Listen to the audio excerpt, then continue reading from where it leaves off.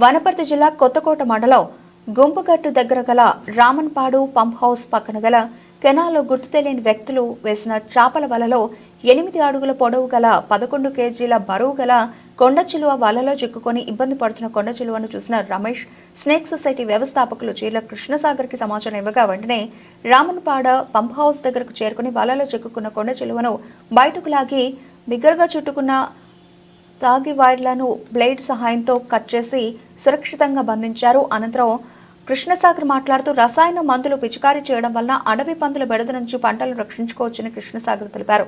అనంతరం బంధించిన కొండచిలువను ఫారెస్ట్ అధికారులకు అప్పగించారు. ఈ కార్యక్రమంలో గోపాల్ యాదవ్, హుదూద్ తదితరులు పాల్గొన్నారు.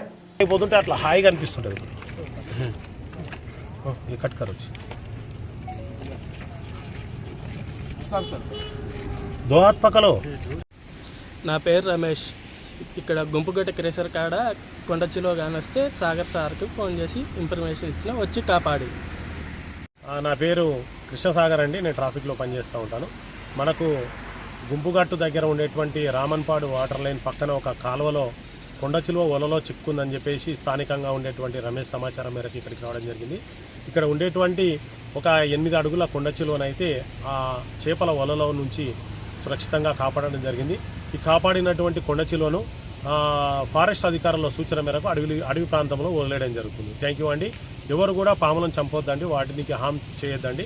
అవి కూడా ఈ భూభాగంలో బతికే హక్కు వాటికి ఉంది కాబట్టి ఆ హక్కును మనం అందరం కూడా వాటికి హక్కు కల్పించాలని చెప్పి ఈ సందర్భంగా కోరుతాం.